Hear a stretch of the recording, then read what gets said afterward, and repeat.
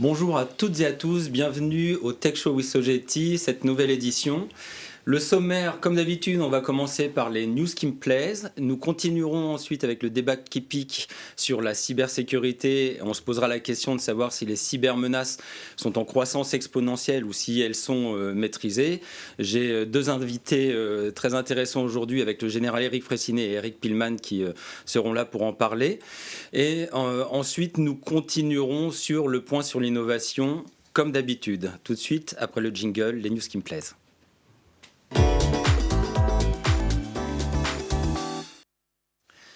Alors sur les news qui me plaisent, la première concerne les processeurs en nanotubes de carbone. Donc ça, c'est quelque chose qui est très prometteur. En fait, les puces électroniques aujourd'hui sont faites en silicium, comme tout le monde le sait quasiment. Mais ces puces ont pas mal de problèmes, notamment elles chauffent. Les nanotubes de carbone et les processeurs en nanotubes de carbone nous permettront donc d'avoir non seulement des microprocesseurs avec une gravure encore plus fine que celle qui est utilisée par le silicium, mais surtout, ce sont des nanotubes qui chauffent beaucoup moins et qui permettront des fréquences beaucoup plus élevées pour équiper nos ordinateurs, nos téléphones, peu importe. En fait, ce qui va se passer... Parce qu'aujourd'hui, on est vraiment au début des nanotubes de carbone dans les processeurs. On a des processeurs qui vont fonctionner à peu près avec des performances égales aux processeurs des années 80. Donc on n'est pas tout à fait à l'heure du jour. Ça progresse très très vite, il y a beaucoup d'études là-dessus. Donc moi je regarde cette technologie-là beaucoup en 2022. Il devrait y avoir quelques annonces de fait au niveau du MIT. Pour voir comment ça va se passer. Après, j'aime bien cette news-là, notamment parce que si on imagine aux tonnes de puces de silicium qu'on a aujourd'hui et qu'on les convertit en tonnes de carbone, je me dis que l'industrie du digital, de l'informatique, qui est très consommateur et producteur de CO2, peut-être sera aussi un capteur de CO2 avec les processeurs eux-mêmes qui seront faits en carbone. La news suivante... On va parler un petit peu d'intelligence artificielle et notamment, à mon avis, encore une fois, en 2022, ce dont on va beaucoup entendre parler, c'est les call centers augmentés par l'intelligence artificielle. On a un certain nombre aujourd'hui de call centers qui sont déjà équipés à date, d'intelligence artificielle qui vont détecter le stress dans votre voix, qui vont faire une analyse de la sémantique de ce que vous dites au téléphone pour justement essayer de détecter des mensonges. Donc ça, c'est quelque chose qui est en forte croissance. Les réseaux de neurones et l'analyse de la voix s'améliorent constamment et à très très grande vitesse. Et je pense qu'en 2022, les call centers augmentés, on en reparlera beaucoup. Essayez de suivre ça un petit peu. La détection des émotions, des mensonges dans les call centers. La dernière news, c'est une news en fait qui est un petit peu à la mode en ce moment. Il y a Facebook qui a fait des annonces de changement de nom ou pas de changement de nom ou de changement de nom pour pouvoir créer son metaverse et puis qu'il soit dissocié de Facebook. Il y a une histoire d'image de marque, évidemment, je pense, au-delà de ça. Le metaverse... C'est tout cet univers qui va vous permettre de vous immerger dans quelque chose de virtuel, de rencontrer des gens et de vivre, entre guillemets, votre vie dans un univers réel, en réalité augmentée, avec un petit peu de réalité virtuelle, ou de la réalité virtuelle avec beaucoup de réalité augmentée. Les deux sont possibles. Ce qui est intéressant, en tout cas, c'est d'associer cette idée de metaverse justement aux jumeaux numériques et notamment aux jumeaux numériques de l'humain. On a de plus en plus de technologies aujourd'hui, à commencer par les Apple Watch, qui vont nous monitorer un peu notre état de santé et notre corps. Et en fait, on va arriver vers une fusion entre ces deux univers, le jumeau numérique de l'humain et les métaverses, qui va être assez intéressante. Mais je crois qu'on en reparlera en fin d'émission avec le point sur le i pour aller plus loin. Maintenant, on va passer sur le débat qui pique après le jingle.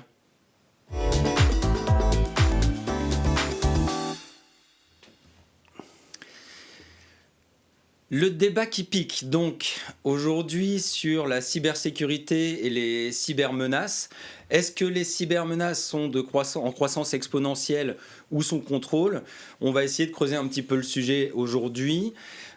Pour cela, j'ai le général Eric Fressinet, qui est le commandant au second de la gendarmerie dans le cyberespace. Général Fressinet, bonjour. Bonjour. Et j'ai aussi avec moi Eric Pilman, qui est passé par le ministère de la Défense, par l'ANSSI entre autres, et qui est aujourd'hui chez Capgemini à la tête de notre entité. Certes, Eric, bonjour. Bonjour.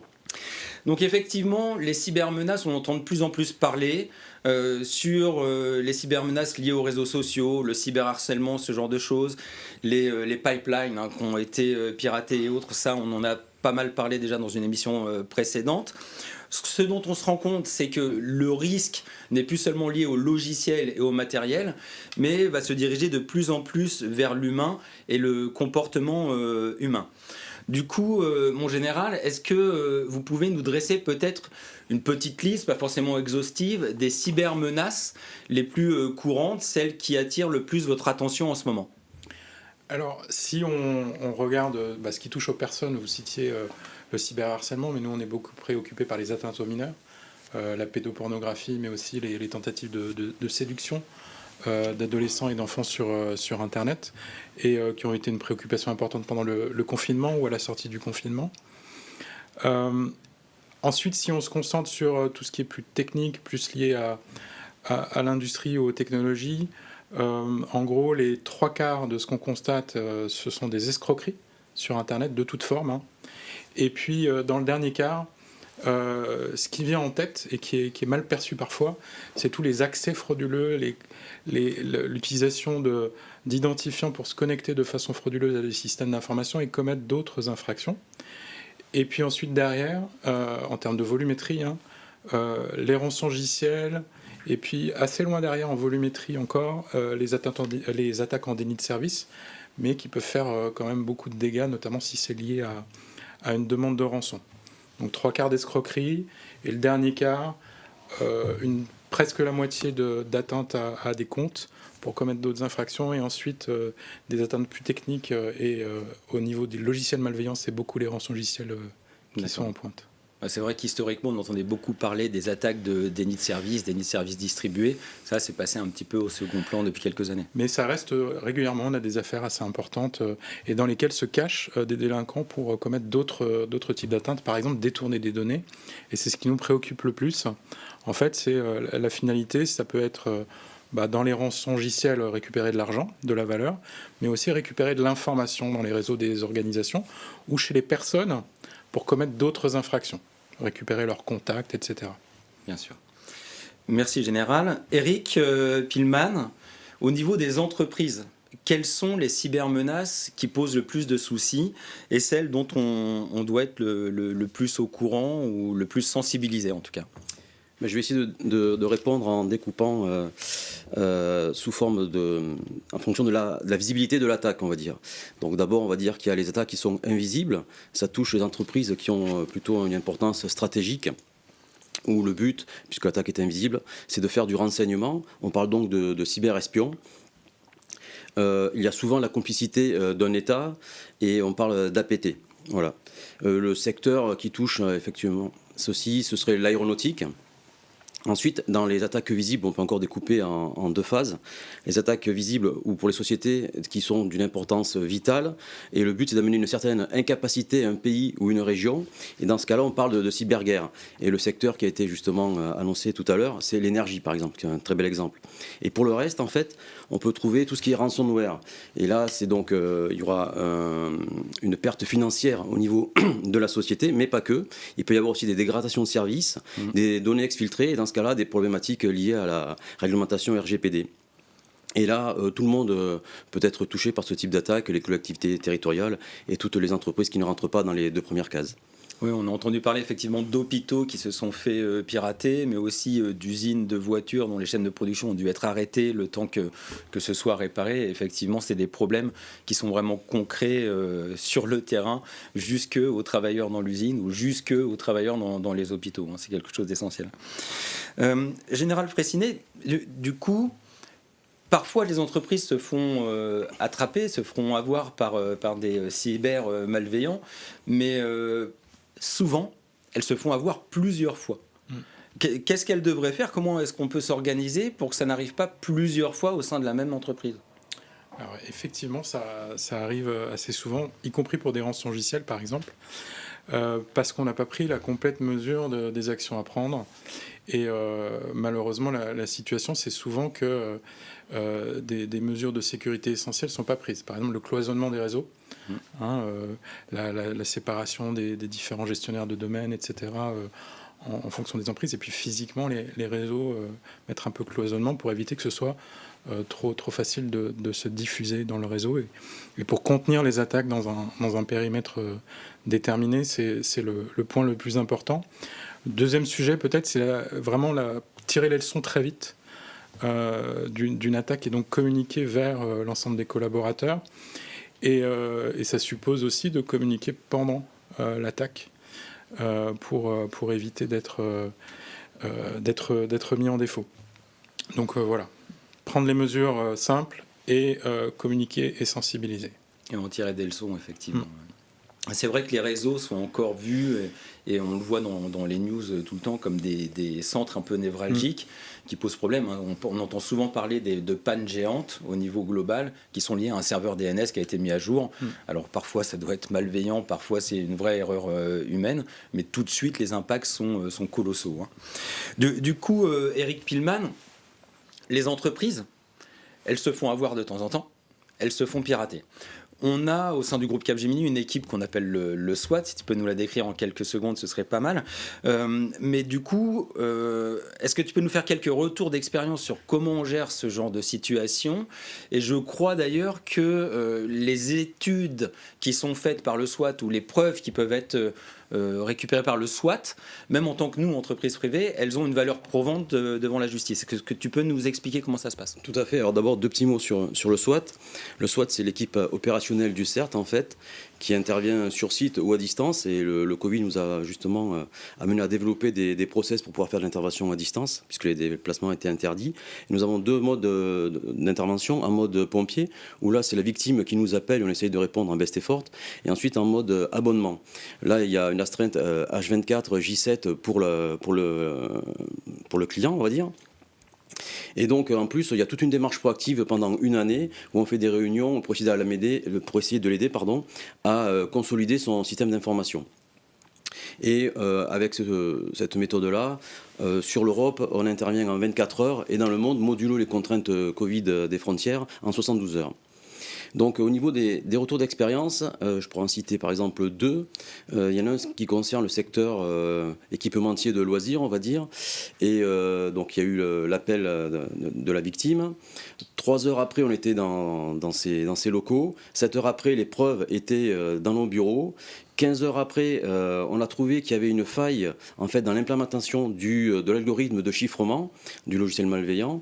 Et 21 heures après, on a été capable de délivrer un vaccin que la société a pu ensuite déployer sur ses PC pour récupérer les données. Bon, ça n'arrive pas tout le temps, il faut quand même continuer à faire les sauvegardes, il n'y a pas de souci. Voilà. Le deuxième point, concerne le secteur du transport. Et là, en fait, on a dû intervenir il y a pas très longtemps, quelques semaines, sur un périmètre où il y avait encore du WannaCry qui était là depuis 2019. Voilà. Donc, ils s'étaient fait avoir en 2019, mais il y a beaucoup de souches de WannaCry, en fait, où la partie chiffrement ne fonctionnait pas. Et ils n'avaient pas de sonde ni d'antivirus pour détecter en fait ce parc-là qui était on va dire, attaqué. Au niveau pour la dernière question, en fait, nous avons les mêmes matériels, mêmes logiciels et mêmes procédures que les professionnels légaux d'investigation dans le monde utilisent. Et de ce fait, tous nos livrables, nos rapports sont recevables devant la justice. Et ce qui est le plus important, c'est que nous n'altérons pas la preuve. Très bien. Voilà. Merci Eric. Et Général Fressini, est-ce que vous pourriez compléter un petit peu cette réponse ? Parce qu'on a entre autres l'ANSSI qui est en charge aussi de donner des conseils aux entreprises privées, entre autres bien évidemment. Mais comment est-ce que vous, à la gendarmerie, dans l'entité de cyberdéfense de la gendarmerie, vous travaillez avec les spécialistes du monde privé ? Comment ça se passe ? Pour être concret, je vais repartir des exemples que donnait, ou du type d'exemple que donnait Eric. L'important pour nous, si ça se passe en France, c'est de pouvoir être présent, être au contact rapidement. Dès le début de ce type d'attaque. Non pas parce qu'on n'a pas confiance dans les preuves, mais parce qu'il y a un certain nombre de mesures que nous, on doit pouvoir prendre.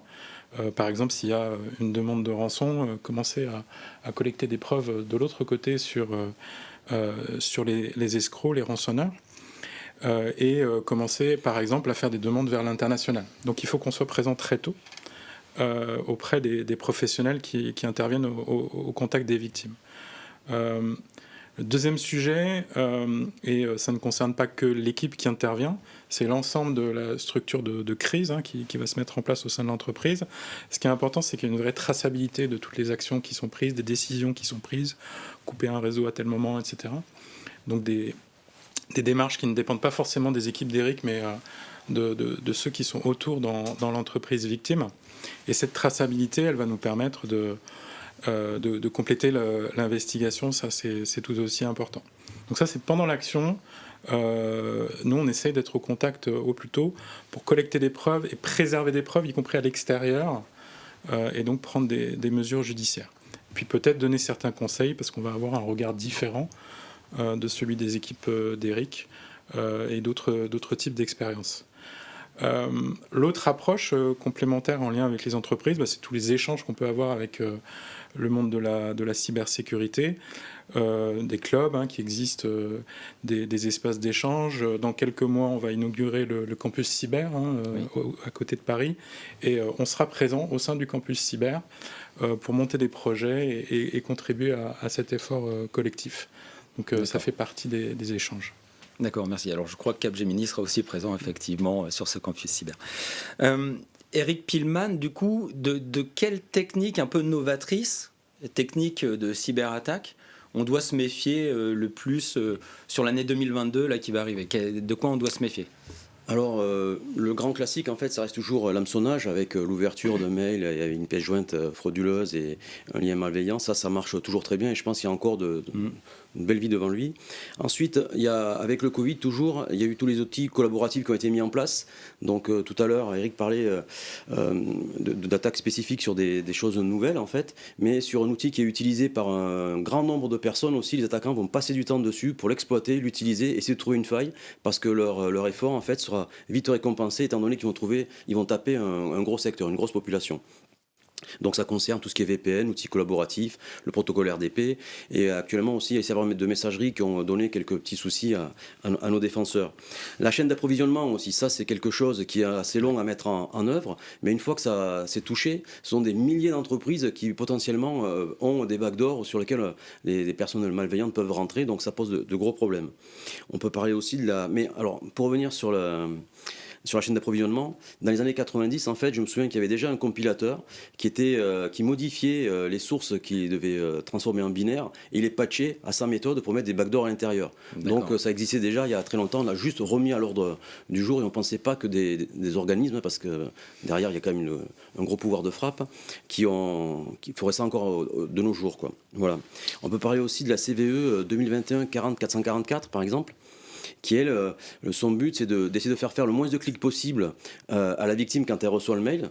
Et donc, si on regarde aussi un petit regard dans le passé, eh bien, il y avait un lecteur de mail express, en fait, avant. En passant rien que la souris sur le message sans l'ouvrir, il faisait exécuter la charge qui était contenue dans le message. Tout ça parce qu'on essayait d'anticiper un petit peu l'action de l'utilisateur, et on essayait de transformer, de faire un peu de rendu sur le document qu'on pensait ouvrir, et ça s'exécutait automatiquement.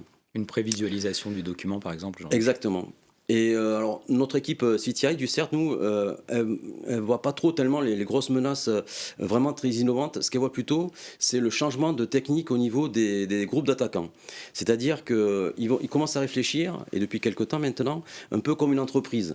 Donc, ils vont essayer d'optimiser leurs coûts, de rationaliser leur process, et voire même faire de la sous-traitance. Si on prend, par exemple, tout le schéma d'une attaque classique, on met de côté la phase environnement, mais on va partir de la détonation pour entrer dans le système d'information, l'aspect latérisation, ensuite l'élévation de droit, éventuellement quelques navettes entre ces deux étapes-là, ensuite le chiffrement, et puis après la phase peut-être exfiltration de données ou pas et mise en place de backdoor. Eh bien les groupes, ils vont se spécialiser dans chacune de ces attaques-là.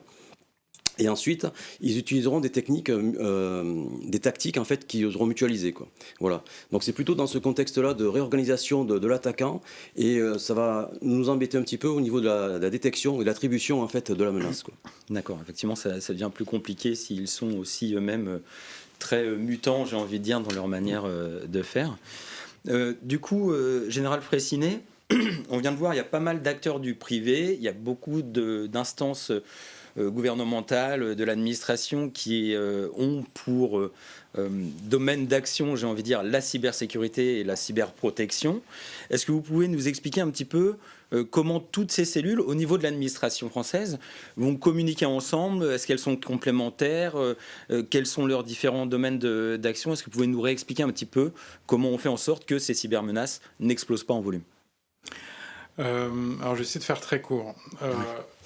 Vous avez un acteur qui est important, qui est l'ANSSI, qui est vigilant sur les opérateurs d'importance vitale, les opérateurs de services essentiels, qui est vigilant donc sur les menaces qui les concernent et qui va les accompagner quand il y a une attaque. Et les services d'enquête, tels que ceux de la gendarmerie ou de la police, peuvent venir accompagner l'ANSSI sur une telle intervention. À l'autre bout du spectre, pour citer un autre exemple, le ministère des Armées est à la fois sur la protection de ses propres systèmes d'information, y compris ceux qui sont projetés, et puis des actions étrangères contre nos systèmes d'information. Donc il y a un ensemble d'acteurs qui viennent parfois se recouvrir un petit peu sur certains périmètres. C'est important parce que sinon il y aurait des trous au milieu dans la raquette. Et il y a des instances de coordination qui ont été mises en place dans le cadre de la stratégie nationale de cyberdéfense et qui viennent discuter des sujets stratégiques, y compris diplomatiques, etc., puis des sujets plus techniques. Et dans ces instances, on discute. Ce matin, il y avait une réunion sur des sujets techniques à laquelle participaient nos équipes et ils échangent notamment sur les nouveaux rançongiciels et leur mode opératoire. Très bien. Donc il y a une vraie complémentarité entre les différentes instances qui Je pourrais citer d'autres acteurs. La justice a un rôle important. Et puis, dans les domaines du quotidien, les douanes, la répression des fraudes, etc., ont des acteurs dans l'espace numérique pour protéger les consommateurs des trafics, etc., chacun dans leur domaine. Très bien. Du coup, Général Fraissinet, votre opinion, parce qu'on voit qu'il y a toujours dans les news, il n'y a pas une journée qui se passe sans un problème de piratage ou de cyberattaque qui soit produit. À votre avis, les cybermenaces, les cyberattaques, est-ce qu'on arrive à les maîtriser aujourd'hui en termes d'impact? Parce qu'on sait qu'en volume ça explose, mais en termes d'impact, est-ce qu'on arrive à maîtriser? Ou est-ce que c'est exponentiel les risques qu'on encourt aujourd'hui? Alors oui et non. Ce qui a changé, c'est le fait qu'aujourd'hui, tout le monde est concerné par toutes les typologies de menaces. Les escroqueries concernent aussi bien les entreprises que les particuliers, les rançongiciels, les entreprises des particuliers, les collectivités locales, etc. Donc la surface d'attaque a nettement augmenté, puisque potentiellement tout le monde est connecté, tout le monde interagit, et donc tout le monde est potentiellement concerné. Donc mécaniquement, il y a plus de victimes potentielles, il y a eu plus d'attaques contre l'ensemble de cette surface. Et comme on l'évoquait tout à l'heure, beaucoup sont encore trop peu préparés. Donc le constat de départ est quand même assez négatif. En revanche, on mesure quand même beaucoup mieux les phénomènes. On a un meilleur échange avec les victimes, on a beaucoup plus de plaintes qu'auparavant. On intervient de plus en plus souvent dès le début des attaques dans les entreprises. Donc, de ce côté-là, les signaux sont plutôt positifs. Et puis, le phénomène est quand même beaucoup mieux connu dans son ensemble. Il y a des difficultés du côté des utilisateurs finaux, parce qu'il y a toujours des stratégies qui parviennent à les contourner, y compris quand il y a les procédures en place. Et donc je pense qu'il y a encore des efforts pour accompagner les utilisateurs, donc non seulement en termes de mesures de prévention, de sensibilisation, mais aussi pour détecter quand un utilisateur va être victime de quelque chose, par exemple quand il va s'écarter d'une procédure suite à une intervention extérieure. Et donc vous parliez d'intelligence artificielle en introduction, peut-être qu'il y a des outils à mettre en place autour pour accompagner les utilisateurs, accompagner les organisations pour détecter quand elles s'écartent, pour dire attention, peut-être qu'il y a quelque chose qui intervient de l'extérieur et qui fait que vous avez un risque supplémentaire. D'accord, merci mon général. Ouais, c'est intéressant parce qu'en fait, vous faites un petit peu l'analogie avec un assistant virtuel, qui est un petit peu à la mode aujourd'hui. On pourrait avoir en quelque sorte un cyber angel qui serait là à nos côtés et qui nous dit tiens, attention, cette pièce jointe-là, peut-être qu'il ne faut pas l'ouvrir. Donc sensibilisation, communication, ça c'est les facteurs humains extrêmement importants. Et au final, on détecte plus tôt, on en parle plus tôt, peut-être on fait venir aussi les bons experts pour résoudre les problèmes. Ce qui fait qu'aujourd'hui, j'ai plutôt l'impression dans votre réponse que des menaces, il y en aura toujours, mais on arrive à contrôler de mieux en mieux leur impact sur les systèmes d'information et sur la société. Et j'allais ajouter, on a des interpellations d'auteurs, et ça c'est notre objectif premier, c'est d'arriver à interpeller les auteurs, et plus on aura de plaintes, plus on aura d'informations, plus on sera en mesure de mener ces enquêtes et d'aller interpeller dans des pays étrangers les attaquants. Très bien. Je vous remercie, Général Éric Fraissinet, Éric Pilman, merci beaucoup. On va passer sur le point sur le i après ce jingle.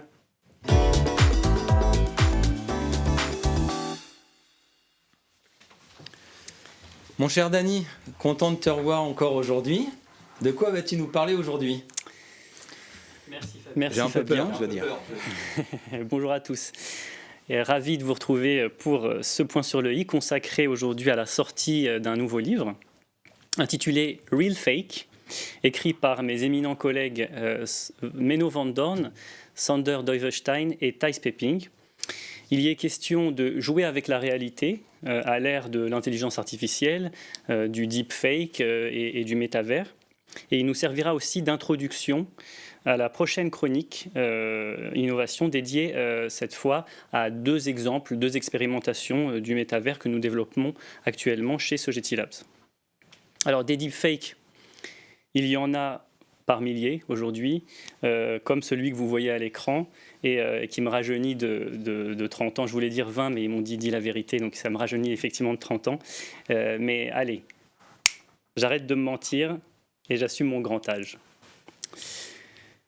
Alors, si vous traînez un peu sur TikTok, vous avez certainement vu passer les Deep Tom Cruise. C'est plutôt amusant. Il y a de tout dans les deepfakes. Certains sont malheureusement utilisés à des fins malveillantes. On en a parlé à l'instant, comme pour de la fraude ou de l'escroquerie, voire de la manipulation politique de masse. Certains, au contraire, sont bénéfiques, comme lorsque la start-up Sonantic a pu reproduire la voix de l'acteur Val Kilmer après son cancer de la gorge, ce qui lui a permis de continuer à communiquer normalement, entre guillemets, avec son entourage. Mais avant de continuer, je vous propose un petit interlude musical. Écoutons cet extrait.